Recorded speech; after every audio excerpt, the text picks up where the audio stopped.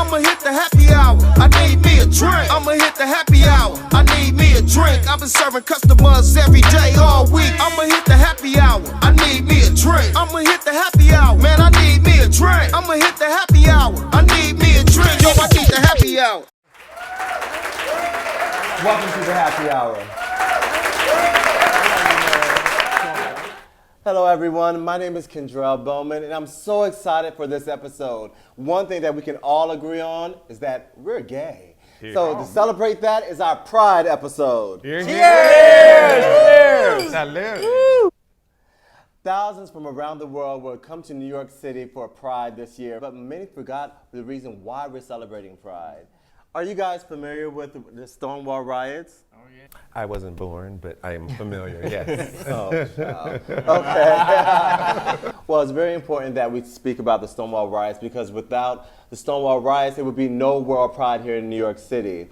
On June 28th in 1969 here in New York City, around 3 o'clock in the morning, a big riot happened down in the Village. Back then, you couldn't even be gay out in public. If you were, you could be arrested. Then they had these bars that were having all the gay people that would come and just congregate.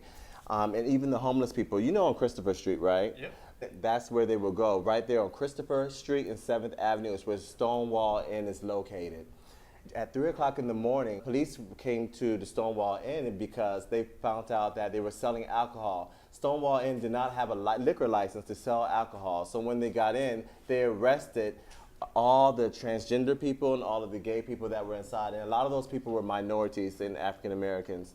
During that time inside the Stonewall Inn, it was more than they were just arresting people. At the time, they would put all of the men would have to line up in line, and then all the women would have to line up in line, and all the men that were dressed as women would have to go with female officers. But that didn't happen that night. The police officers were abusive to our LGBTQ family, and it was a disgrace. Once word got out in the street while this was going on inside, all the community came outside on the corner of Christopher Street and 7th Avenue, and a big riot taking place. June is not celebrated just for gay pride for big circuit parties. It's very important. It's like I said, it's American history, LGBTQI history. People like Marsha P. Johnson and Sylvia Rivera stood up for our rights to be able to do the things that we love to do today. And we must pay honor this and respect to them. Yes, absolutely. So speaking of the Pride Month, what was your favorite LGBTQI movie? Ooh. Should I go first? Yeah. Go ahead. Mine was Paris is Burning because everyone wants to say I'm shady. My favorite line is, I don't have to tell you you're ugly because you already know you're ugly. That's shade. No, I love that, and I love that Paris is, that pose stands on the shoulders of Paris is Burning now. It captures that specific era in the late 80s. For me, Punks. Are you guys familiar with Patrick Ian Polk's Punks? It's from 2000. It stars Rahman Dunbar, and Noah's Ark stands on the shoulders of punks. Really? Because that was his first kind of Sex and the City meets black gays in Los Angeles. Rahman Dunbar was one of them. And it's a wonderful 2000 piece that he did with Babyface and Tracy Edmonds' company at the time. Oh, they produced it? They produced it. It was a Yab Yum production. Okay. And it really just sort of, for me, kind of coming into my own around that time, it helped me to see what the camaraderie of the brethren and the LGBTQIA looks like. And it's informed immensely how I kind of connect to my brothers and sisters in the movement. So, Punks, I highly recommend it. I need to write that down. Yeah. I need to watch that one. Well, speaking of which, mine, which came out in the 90s, which I wasn't really aware of what being gay was yet. I don't even think I had tendencies back then. What was I? You didn't have any what? Tendencies. Tendencies. I think it was what? Tendencies. Tendencies. Saying the guy with the pink bandana. But I was either, I think, 10 or 11 when the movie came out, but it was Tu Wong Fu. Oh, Oh, I remember that one. Wesley With Snipes. Wesley Snipes, Yeah. with John Leguizamo, and Patrick Swayze. That's right. Yeah. And I think that movie is so important because before, like how we have Drag Race now, we have all these drag queens that are actually making a name for themselves. Yes. An Emmy award-winning show.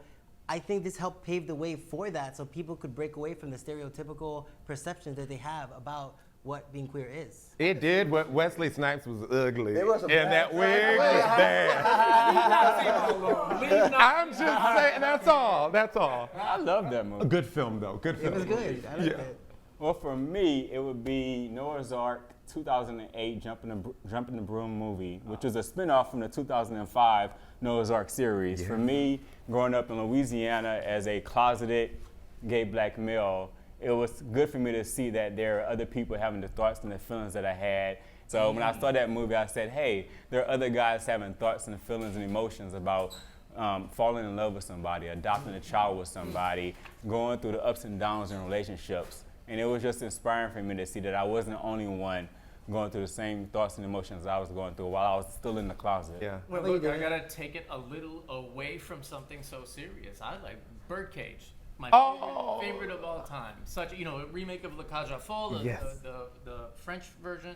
Is that on Netflix? It it on is. Netflix? Oh yeah, you can find it. I'm sure. One of the few movies I can take Robin Williams in. Nathan Lane in his lane. All that kind of stuff. And it was conservatives, it was liberals, it was back when we could make fun of ourselves and everything like that. So lighter, simpler time. But what was that back door on Robin Williams? I love him in everything. I loved him in everything. What do you mean? I was never a real big Robin Williams fan. This is Doubtfire? Yeah, I like Doubtfire, but he went a little too far for me most of the time. Wow, interesting. Well, I have a question since y'all brought up Robin Williams. I have a question. Yeah. Why does our community, the LGBTQI community, always so quick to run and support straight artists, but when it comes to our own, you guys don't support them? Well, that's society. I think, the heteronorms of society would just have any artist who we could have supported as an LGBTQIA.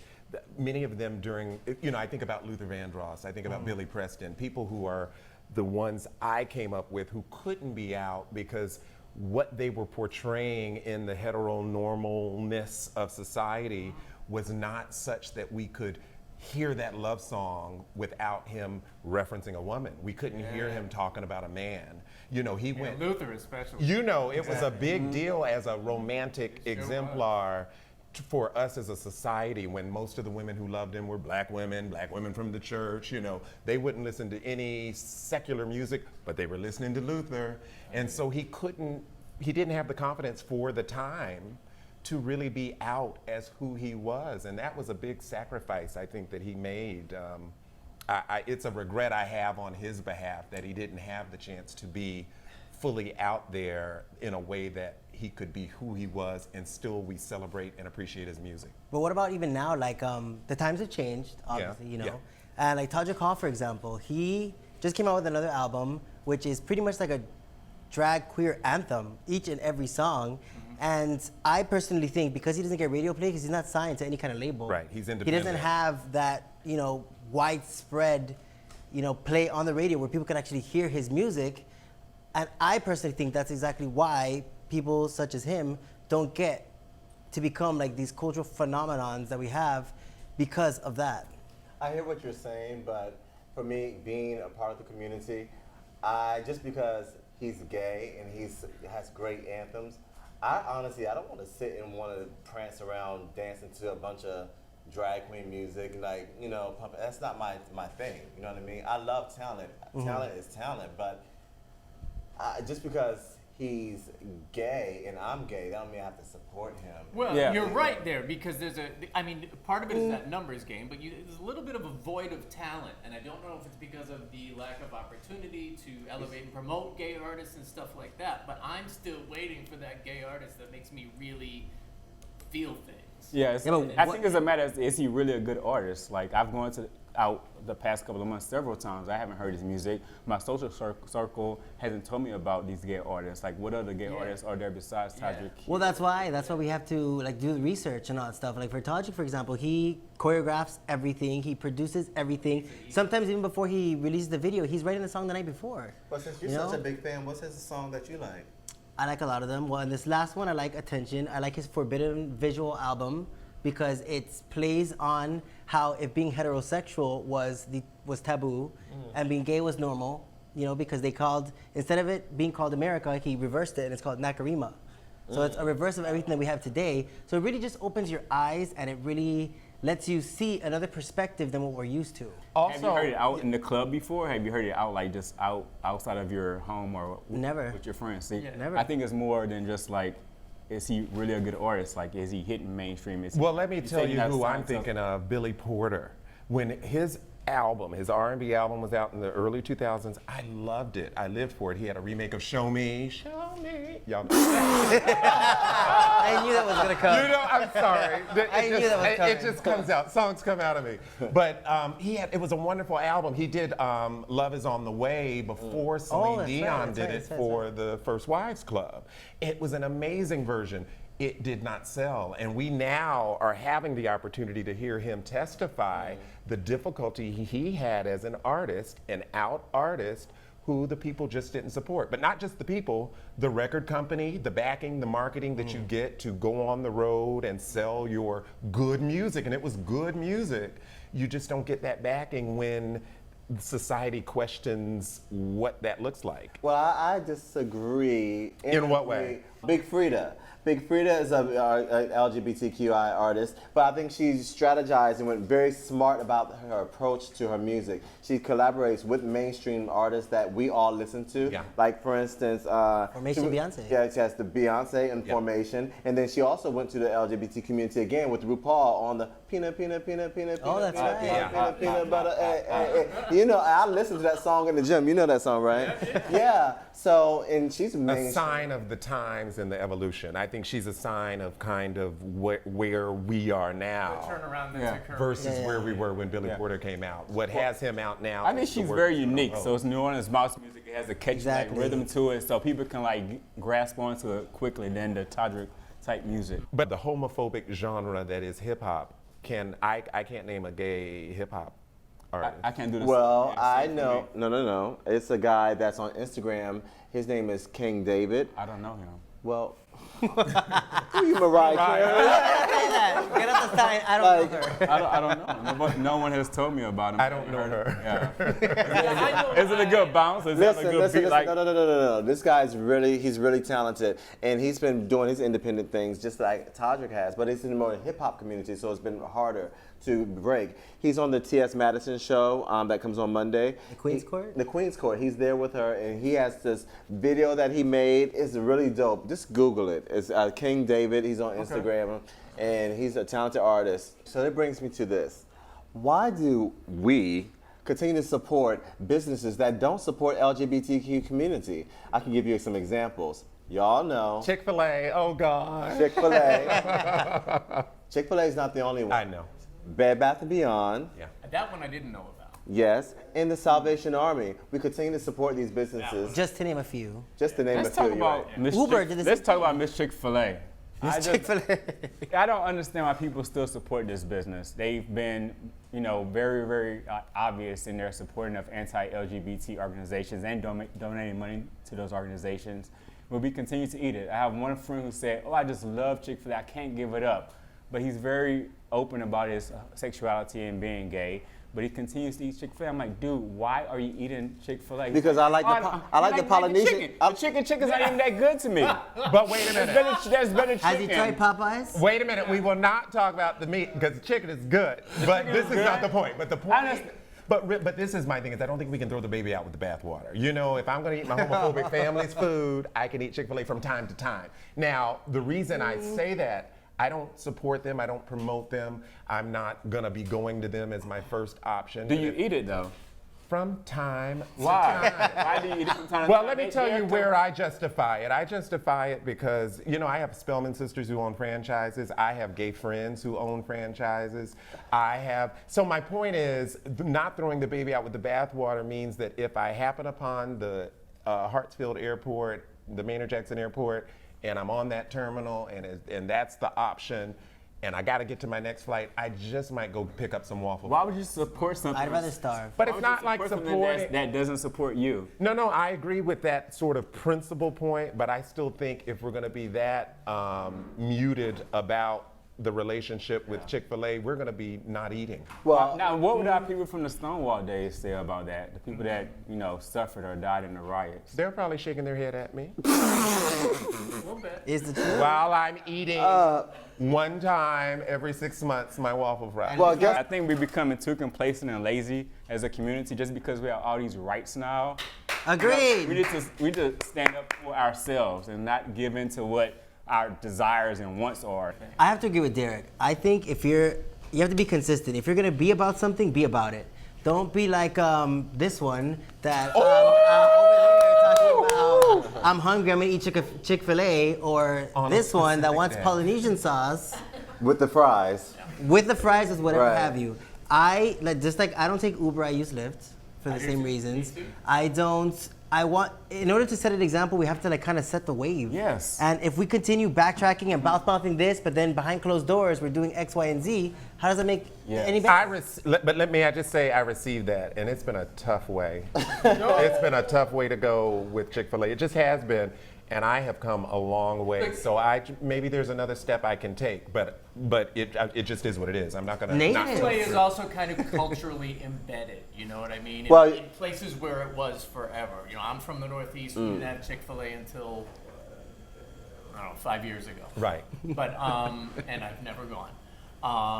But yeah, when it's part of your childhood, I'm trying to think, McDonald's, Dunkin' Donuts, where I grew up, that was all. And the best Y'all are peers, being- the best peers worked at Chick-fil-A. Like, you know what I'm saying? Before best we even who? knew what my fellow peers, my students, Oh, that was the they job had to the have. great students. They had great internship programs, scholarship programs. I mean, it's a good business template other than the fact that they are homophobic. All right, guys, so let's get a little deeper. So I want to talk to the people at home and let them know about us a little bit more. I want to share our coming out story since it's Pride Month. Are you okay? He has to catch his breath. He just switched to vodka. Continue. Coming out the closet is not an easy thing to do. To be standing in your truth, to be who you are every day is a battle that most of us deal with. It's not just straight people, it's everyone. So just to help people at home to come out the closet, maybe they can relate to our stories. And you want me to go first? Please. Well, my story might not be as motivating for other people, but when I was in college here, I moved to New York when I was 18 years old, and I went to school for theater. And my mom, in high school, I always had this girlfriend. I was like the high school prom king, and she was the queen. And then I moved up here, and we still had this relationship. And I'm from South Carolina, so it was a big fantasy, like, oh, he's went away to New York. But my whole truth was I was going to New York, and I was kind of To come out. Because when I was in high school, in my senior year, I came to New York City, and I had a visit here, and I just was so woke. I witnessed everyone in New York City being themselves. This is the only city that you can walk by on the street. You can see a homeless person just pissing and no one would care. You know what I mean? So I needed to be here so I could be my true self. So when I was in college, So you could pee in the street. I was thinking the same thing. Pee somewhere. right, or on someone. Yes. Thank you. Oh my God. Y'all are a mess.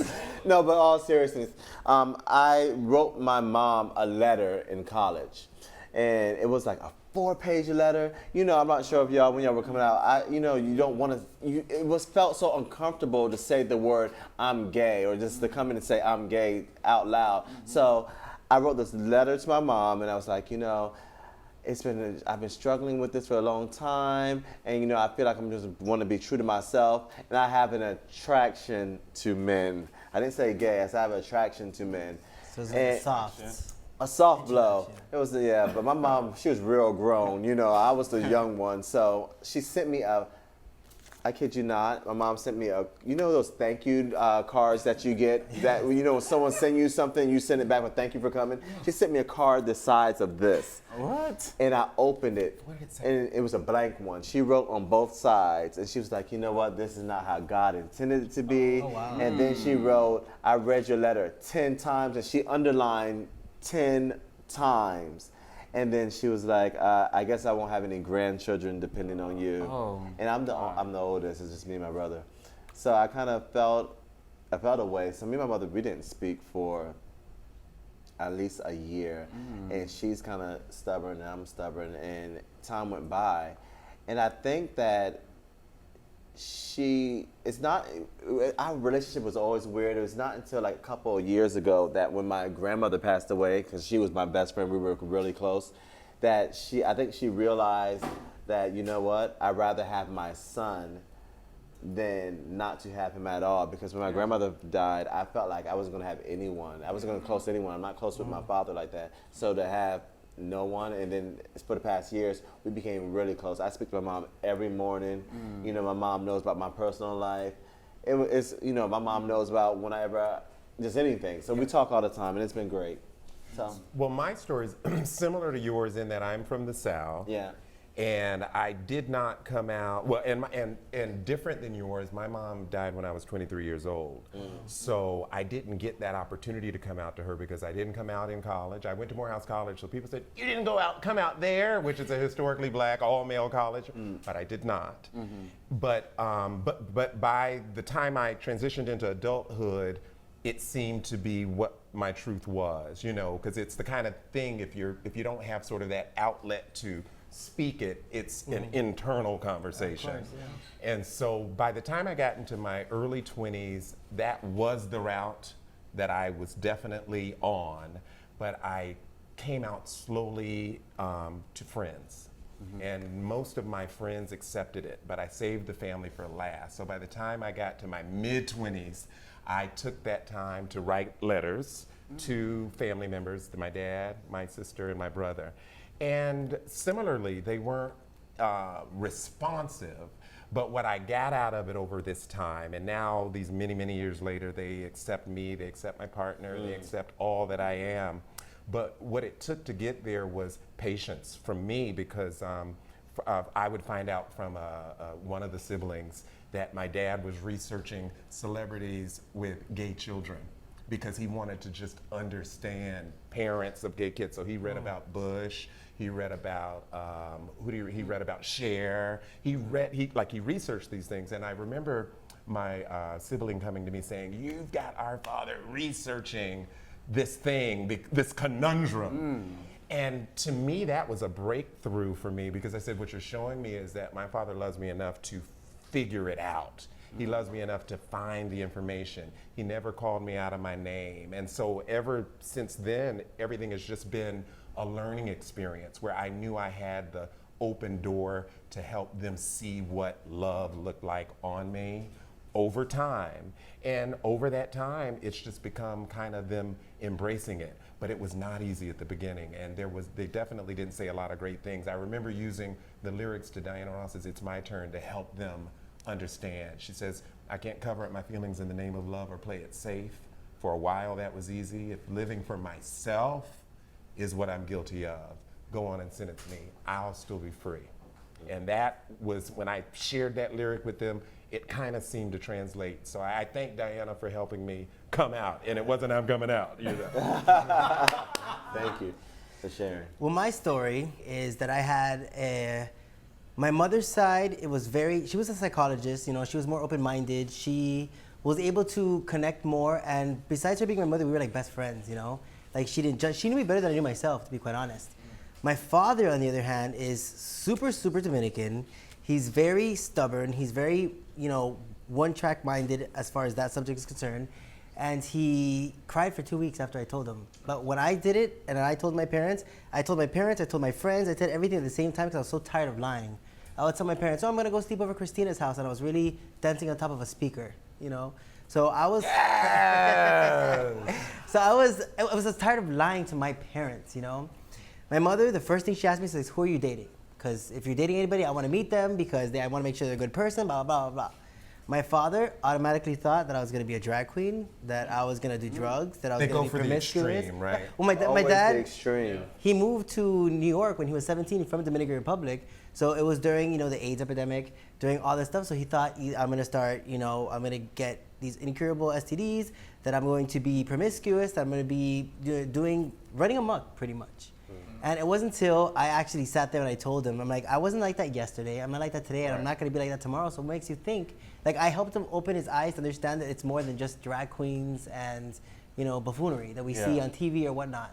So I think my lucky stars that I was, you know, blessed in the fact that I had my mother that was very supportive, and she was able to kind of like talk to my dad about it and like wean him into how accepting it is. But now, you know, he's a New Revival Baptist. He's found faith, which is great for him because he's changed in many ways, but now he doesn't accept it, which I don't understand. He went backwards. He went backwards. And I haven't talked to my father. I moved to New York in 2014. I told him the day before I was moving. We lived blocks from each other. He never came to my house because he felt that under the roof of the house, you know, I was having a relationship with men, so he didn't want to step foot in it. And I told him the day before that I was moving to New York. Same thing. He's come to New York 3 times, hasn't even told me. Wow. So, I mean, it sucks. It does suck, and I always have love for my father because he was the one that helped bring me into this world. But I'm already to the point where I'm old enough to be like, you know what? I know that blood is thicker than water, but I have some friends and some people who have become family that have been so supportive that I think of it as not a loss, but as, you know what, as a lesson learned. And unfortunately, as individuals, we just can't coincide in a world where I can be myself and he's accepting of it. And I let bygones be bygones and I move on. No, Jay, thank you for sharing that, and Kendrell and Patrick. I think I've been very, very blessed in my coming out story. It's been a slow process for me. I'm a laid-back person, a reserved personality, and that goes with my coming out story. I first told my sister, my oldest sister, who I felt very, very comfortable telling. I told her because I was attending a counseling session from a previous relationship. And the counselor told me, you know, are you out with your family or friends? I said, no. He was like, who would you tell? If you can just tell one person, the first person that you would tell, who would that be? And I said, without any hesitation, it would be my oldest sister. Because she had already told me, no matter who you love, Derrick, you know, I will love you no matter what. And then she also talked about her relationships with her gay friends. And it was very positive relationships. And just felt very open to tell her. So during the counseling session, he said, you know, call her and tell her. So I picked up the phone and I said, hey, this is your dear brother Derrick. And I said, hey, I got something to tell you. And I said, and I hesitated. And for some reason, the word gay is just, even today, it's still hard for me to say. I tend to prefer saying same-sex loving, you know, as opposed to gay. That's a tongue twister, but yes. It just sounds better. It's like softer to me. I'm a same-sex loving or same. Something like that. So I said, hey, I'm gay. And she's like, oh, yeah, I know. Like, I thought she's like, you know, you're like, what else is going on? And I said, okay, is that it? And she's like, okay. And she's like, well, I thought you would tell me where, you know, over extravagant dinner or something like, more than just over the phone. But she was very receptive. My mom found out shortly after that through a conversation with my sister. And my mom, it was hard for her, but she did her own independent research, just trying to figure out like something more about the gay community because she didn't know that much about it. And she started watching a Lifetime documentary series about a woman who had disowned her son, and he ended up committing suicide. And from my mom, she told me that she said, I want a relationship with my son. I don't want him to commit suicide. I don't want him to like pass away or anything to happen to him, anything bad to happen to him. So, you know, she came around very, very quickly. For my dad just found out from episode 1 of the Happy Hour. So thank you, Happy Hour. Letting my dad know officially that his son is same-sex loving. Well, when I was growing up in the late 1840s, you know, I always knew I can't say I always knew I was gay. I always knew I wasn't straight. And I did have a vested and way too long interest in women for the majority of my life. So, but it took a really good friend of mine who was gay.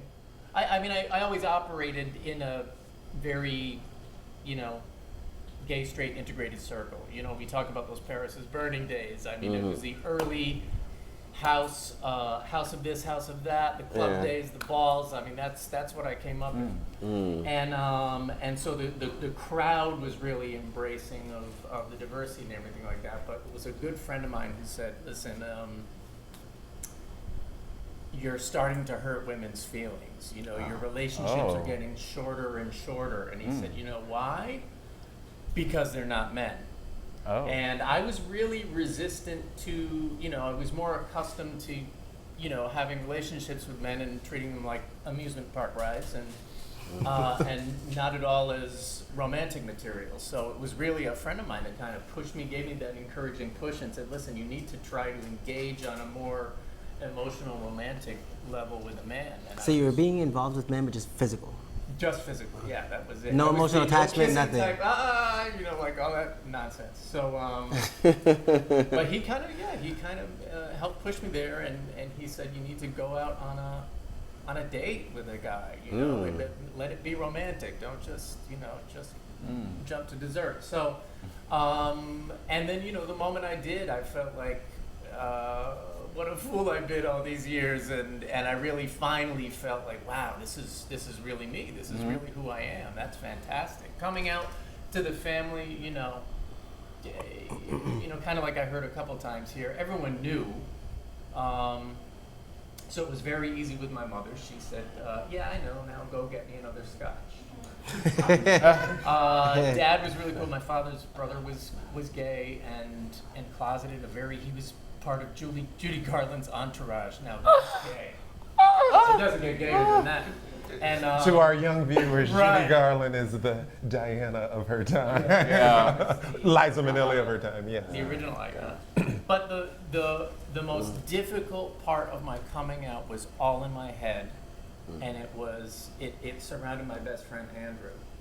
And Andrew is straight as they come, but as open and progressive as they come. And I don't know why. I think I had such a hard time coming out to him because we were wingmen. You know what I mean? We were road dogs together. Yeah. Okay, wingman. So, yeah, it was all in my head, and I went through this whole elaborate process of finally coming out to him through the internet, MySpace.